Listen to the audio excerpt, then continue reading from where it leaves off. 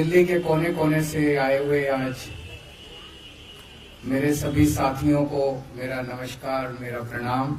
मुझे बेहद खुशी है, इतनी सारी महिलाएं आज इस कार्यक्रम में आई हुई हैं। सब लोगों को मेरा सादर प्रणाम। एक बार जोर से सब लोग बोलेंगे, जय भीम, जय भीम। आज मैं समझता हूं कि इस देश नहीं पूरी दुनिया के एक बहुत बड़े महापुरुष के महापरिनिर्वाण दिवस के अवसर पे हम लोग एकत्रित हुए हैं। हम पूरे दिल से उनको अपनी श्रद्धांजलि अर्पित करते हैं और उनसे हर कदम पे हमें गाइड करें, ऐसा उनसे हम आशीर्वाद मांगते हैं। मैं उन्हें महापुरुष क्यों कह रहा हूं? मैं उनके जीवन के कुछ किस्से आप लोगों को सुनाना चाहूंगा। ये किस्से मैं पहले कई बार दोहरा चुका हूं, लेकिन आज फिर दोहराऊंगा ताकि आप लोग भी आगे जाके सब लोगों को इसके बारे में बताएं और ज्यादा से ज्यादा लोगों को उनके जीवन से प्रेरणा मिले, ऐसी मेरी इच्छा है। हम सब जानते हैं कि बाबा साहब एक बहुत बहुत गरीब परिवार में पैदा हुए थे। बाबा साहब दलित परिवार में पैदा हुए थे। उनके घर में खाने को भी नहीं था, 3 टाइम की रोटी भी नहीं मिलती थी। बहुत ज्यादा गरीब थे।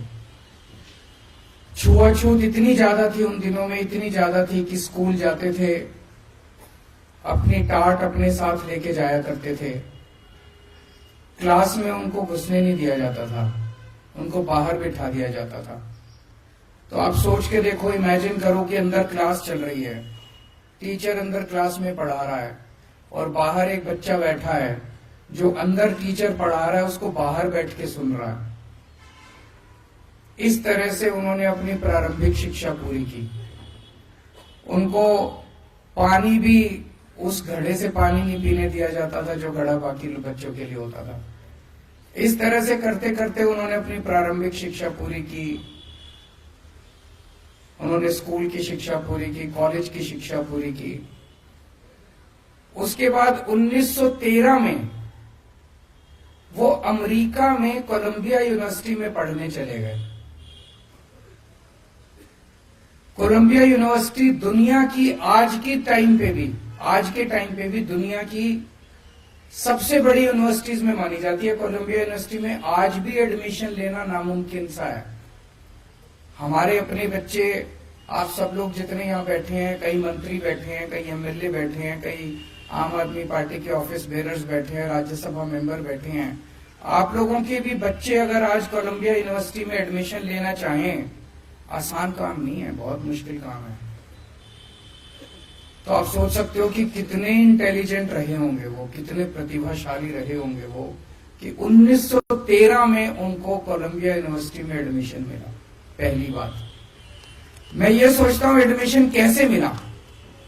आज अगर आपको अमेरिका, फ्रांस, जापान, इटली किसी यूनिवर्सिटी में एडमिशन लेना हो, आप क्या करते हो? गूगल पे जाते हो, सर्च मारते हो, उसका फॉर्म डाउनलोड करते हो, फिर फॉर्म भरते हो, फॉर्म अप्लाई कर देते हो। उन दिनों में तो गूगल भी नहीं होता था, उन दिनों में तो कुछ भी नहीं था, इंटरनेट भी नहीं था। मैं ये सोच रहा था कि एक इतना गरीब बच्चा, एक पिछड़े गांव का रहने वाला बच्चा, उसको बताया किसने कि कोई कोलंबिया यूनिवर्सिटी भी होती है, कोई अमेरिका भी होता है देश, कोई कोलंबिया यूनिवर्सिटी भी होती है। उस कोलंबिया यूनिवर्सिटी में ऐसे फॉर्म मिलता है, यहां से फॉर्म मिलता है। किसने बताया होगा उनको? खैर, उनको कोलंबिया यूनिवर्सिटी में एडमिशन मिला, वहां से उन्होंने पीएचडी करी। पर वो पढ़ाई को इतना ज्यादा तवज्जो देते थे, इतना तवज्जो देते थे कि उनका एक पीएचडी से मन नहीं भरा। फिर उन्होंने दूसरी पीएचडी के लिए अप्लाई करा। कहां करा? लंदन स्कूल ऑफ इकोनॉमिक्स में। लंदन स्कूल ऑफ इकोनॉमिक्स में तो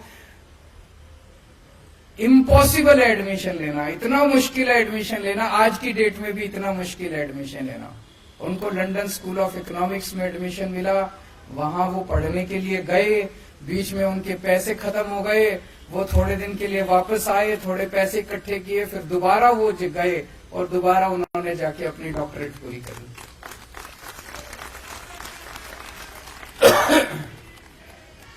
उन्होंने बहुत ज्यादा शिक्षा को महत्व दिया, बहुत ज्यादा। मैं तो कई बार ये सोचता हूं कि वो टाइम के पहले, हमारे देश का दुर्भाग्य है कि टाइम के पहले हम लोगों को छोड़ के चले गए। अगर 10 साल और रह जाते, वो 15 साल और रह जाते, मैं समझता हूं कि अपने जीते जी वो देश के सारे सरकारी स्कूल ठीक कर जाते।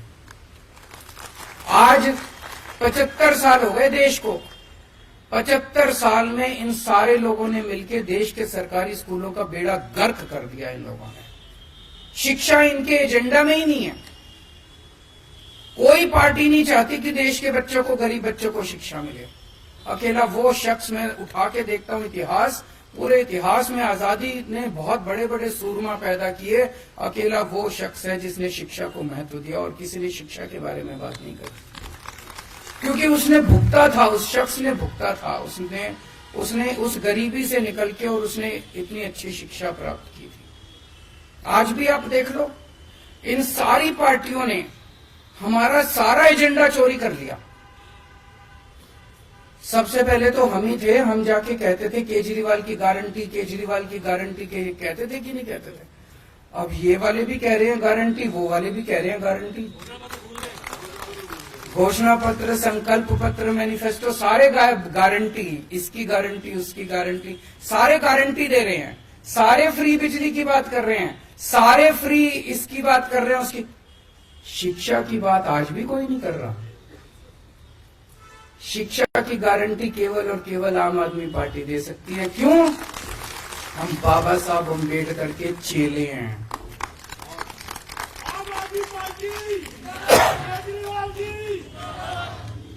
आज भी कोई, दोनों पार्टियां उठा के देख लो, दोनों के गारंटी कह लो, संकल्प पत्र कह लो, कुछ भी, दोनों में से कोई पार्टी नहीं कहती आपके बच्चों के लिए स्कूल बनवा देंगे।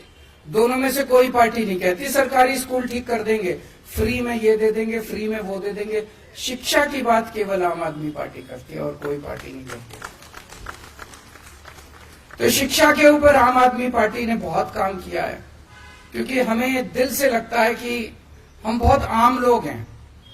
ये जितने अपने एमएलए हैं, 90% से ज्यादा अपने एमएलए कोई पार्टी के किसी नेता के या किसी उसके बच्चे नहीं है, कोई पॉलिटिक्स से नहीं आए थे।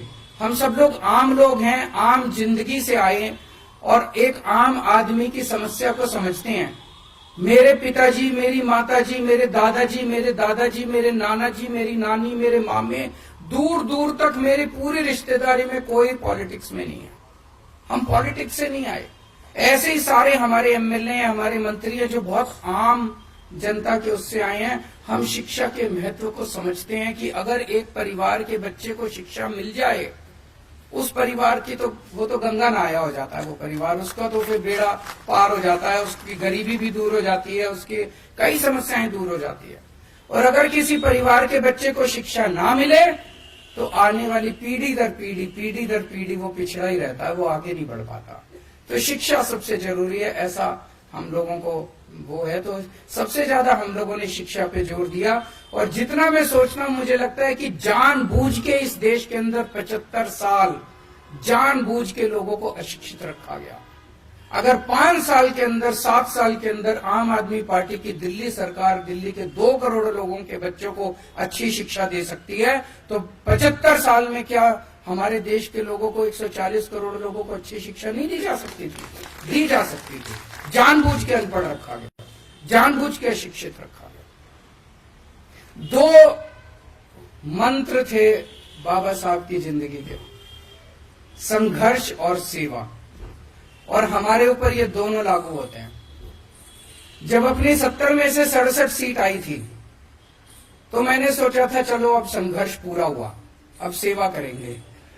लेकिन इन्होंने जो तंग करा हम लोगों को, काम नहीं करने दिया, इतने अड़चन अड़ाई, इतने एक के बाद एक कानून लेके आ रहे हैं, ये भी पावर हमारी, ये भी पावर हमारी। केजरीवाल की कोई पावर नहीं है कि बिना पावर के भी हमने इतना काम कर दिया। तो तब मेरे को अब लगने लगा कि आम आदमी पार्टी तो पैदा ही संघर्ष के लिए हुई है।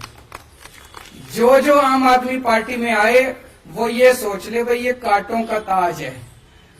हम पैदा ही, हमारा पूरा जीवन ही संघर्ष है, संघर्ष में ही जीना है अपने को। जैसे बाबा साहब अम्बेडकर का पूरा जीवन ही संघर्ष था, हमें भी संघर्ष में ही जीना है। आज भी ये मतलब कभी ये काम रोकेंगे, कभी वो काम रोकेंगे, अफसर तुमको रिपोर्ट नहीं करेंगे, ये नहीं करेंगे, वो नहीं, काम नहीं करने देना इन लोगों को। और हमने भी ठान लिया काम तो करके रहेंगे हम लोग। जब हम सड़क पे थे तभी काम करवा लेते थे इन लोगों से, अब तो हम अंदर आ गए, कुछ ना कुछ रास्ते निकल ही जाएंगे। तो एक तो संघर्ष से घबराना नहीं है। संघर्ष हमारे जीवन का सबसे बड़ा, आज आपके 3-4 नेता जेल के अंदर हैं। आज अगर वो झुक जाएं, अगर वो इनकी बात मान लें, अगर वो आज बीजेपी में चले जाएं, 2 दिन के अंदर बाहर आ जाएंगे। मनीष सिसोदिया को देखो, उनकी वाइफ कितनी बीमार है, कितनी ज्यादा बीमार है। उनका बेटा कनाडा में है, उनके घर में उनका ख्याल रखने वाला कोई नहीं है, लेकिन फिर भी 10 महीने हो गए जेल में उनको। आज अगर मनीष सिसोदिया बीजेपी के साथ हाथ मिला लें, अपना अच्छी जिंदगी जिएंगे, लेकिन नहीं। बाबा साहब अम्बेडकर के और भगत सिंह के चेले हैं, मर जाएंगे, कट जाएंगे, लेकिन झुकेंगे नहीं। देश के लिए लड़ने के लिए आए हैं, देश के लिए अपने असूलों से कभी समझौता नहीं होगा। बाबा साहब अम्बेडकर की भी जिंदगी आप पढ़ो, कितने ऐसे मौके आए जब उनको कहा गया समझौता कर लो, इस चीज पे समझौता कर लो, उस चीज पे है ना, कि कितने सारे ऐसे मौके आए, कभी समझौता नहीं किया उन्होंने किसी चीज पे समझौता। हमें भी समझौता नहीं करना, देश के साथ समझौता नहीं होगा, मुल्क के साथ समझौता नहीं होगा, जनता के लिए दूसरी चीज सेवा। भगवान, हमने पिछले जन्म में कुछ अच्छे काम करे होंगे, जो हम जैसे आम लोग, छोटे छोटे परिवारों से आए हुए लोग, छोटे छोटे बैकग्राउंड से आए हुए लोग, मध्यम परिवार के इतने सारे हम एमएलए, हम सारे लोग, हमको ऊपर वाले ने कितना बड़ा मौका दे दिया। कोई एमएलए बन गया, कोई मंत्री बन गया, कोई मुख्यमंत्री बन गया। इसको हमें एक अवसर के रूप में देखना है कि ऊपर वाले ने अवसर दिया है। ऊपर वाला हर एक किसी को ऊपर वाला पैसे दे देता है, किसी को ऊपर वाला सत्ता दे देता है, किसी को ऊपर वाला कुछ दे देता है। लेकिन अगर उसको घमंड हो जाए, अहंकार हो जाए कि ये मेरे को तो मेरी वजह से मिला और मैं पता नहीं कितना हूं, बस खत्म है वो आदमी। हमें ये सोचना है कि ये भगवान ने हमें दूसरों की सेवा करने के लिए सत्ता दी है, भोगने के लिए सत्ता नहीं दी। तो इस सत्ता को हमें सेवा के लिए इस्तेमाल करना। जितनी भी बहुत अड़चने हैं, मेरे पास कई एमएलए आते हैं, जी ये काम नहीं हो रहा, वो काम नहीं हो रहा, बहुत अड़चने आएंगी, सारे कोशिश करेंगे। आपसे आज ये आपके काम में अड़चन क्यों डाल रहे हैं? आज अगर आप सक्सेसफुल नहीं होते, सफल नहीं होते, कोई अड़चन ही नहीं आती। आज अगर आप स्कूलों का काम नहीं करते, अस्पतालों का काम नहीं करते, महिलाओं का सफर फ्री नहीं करते, बिजली फ्री नहीं करते, पानी फ्री नहीं करते, तीर्थ यात्रा फ्री नहीं करते, कोई अड़चन डालने वाला नहीं था। अगली बार दिल्ली हार जाते, उनको पता था, उनको पता है दिल्ली अब आपसे कोई नहीं छीन सकता। दिल्ली के लोग आपसे बहुत प्यार करते हैं, दिल्ली के लोग आपको छोड़ने वाले नहीं है, इसीलिए वो छीनने के लिए अड़चन तो डालेंगे। जितनी अड़चन डाल रहे हैं उतना आपको खुश होना चाहिए कि हम सफल हो रहे हैं, और उनकी नींद हराम कर रखी है, इसीलिए वो अड़चन डाल रहे हैं। तो अड़चनों को पार कर करके आपको सेवा करनी पड़ेगी, और सेवा के लिए ही पैदा हुए हैं, सेवा जरूर करनी खूब। दूसरी चीज, सबकी सेवा करनी है, चाहे वो बीजेपी वाला हो, चाहे वो कांग्रेस वाला हो, चाहे वो आम आदमी पार्टी वाला, उसमें कोई वो नहीं करना। हमें कई बार मन में आता है ये तो बीजेपी वाला, इसका मैं काम क्यों करूं, उसका भी काम करना, उसका भी दिल जीतना। एक दिन ऐसा आएगा जब दिल्ली के 2.5 करोड़ लोग आम आदमी पार्टी के मेंबर होंगे, और एक दिन ऐसा आएगा जब देश के 140 करोड़ लोग आम आदमी पार्टी के मेंबर होंगे। और आम आदमी पार्टी से मेरा मतलब आम आदमी पार्टी नहीं है, मेरा मतलब मुल्क है। मुल्क के लिए काम करना है अपने को। तो अगर कल को मुल्क और आम आदमी पार्टी के बीच में चुनना हो तो आम आदमी पार्टी को लात मार देना, मुल्क के लिए काम करेंगे। तो अपने को, मैंने कोरोना के टाइम में ये बहुत अच्छा एग्जाम्पल देखा था। कोरोना के टाइम में मैं देखता था कि तीनों पार्टियों के लोग मिल गए थे, आपस में ऑक्सीजन की जरूरत है, ये कांग्रेस वाला उसको फोन कर रहा है, वो उसको फोन कर रहा है, हाँ भी है, ऑक्सीजन का सिलेंडर है।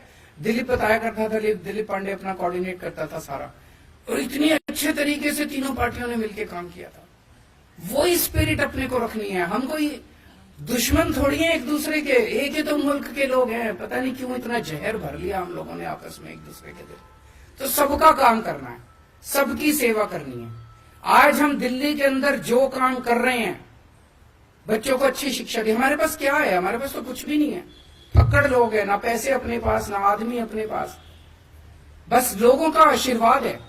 जो 18 लाख बच्चे सरकारी स्कूलों में पढ़ते हैं, आज हर एक का माँ बाप मानता है कि यार इन्होंने मेरे बच्चों का भविष्य तो बना दिया। उन 18 लाख बच्चों के माँ बाप का आशीर्वाद हमारे साथ है।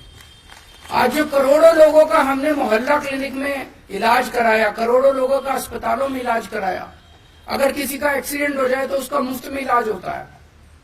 वो कुछ तो आशीर्वाद शीश देके जाता होगा ना। उनके आशीर्वाद हमारे साथ हैं, यही हमारी संपत्ति है। तो सेवा करनी है, संघर्ष करते रहना पड़ेगा, पूरी जिंदगी संघर्ष करना पड़ेगा। हताश मत होना, डरना मत। और आज बाबा साहब अंबेडकर के महापरिनिर्वाण दिवस के अवसर पे ये अपने अपने मन में कसम खा के जाओ कि उसी रास्ते पर पूरा जीवन उनका संघर्ष ही तो था। आखिरी दम तक संघर्ष कर रहे थे वो। कितने किस्म किस्म के संघर्ष किए उन्होंने, राजनीतिक लेवल पे, सामाजिक लेवल पे, हर स्तर पे उन्होंने संघर्ष किया। जीवन ही संघर्ष है। जिस दिन जीवन में हमने समझौते कर लिए और हम कमजोर पड़ गए, उस दिन जिंदगी खत्म है तुम्हारी। आज एमएलए हो, कल एमएलए भी नहीं बचोगे। यही तो, समझौता नहीं करना, आगे बढ़ना है, मजबूती के साथ आगे बढ़ना है। और संघर्ष में ही खुशी ढूंढनी है। उसी में खुशी आने लगेगी जिस दिन संघर्ष को अपने जीवन का हिस्सा बना लेंगे। देश और दुनिया की तमाम बड़ी खबरों से जुड़े रहने के लिए लाइक करें, सब्सक्राइब करें यूट्यूब पर सच को हिंदी चैनल और बेल आइकन दबा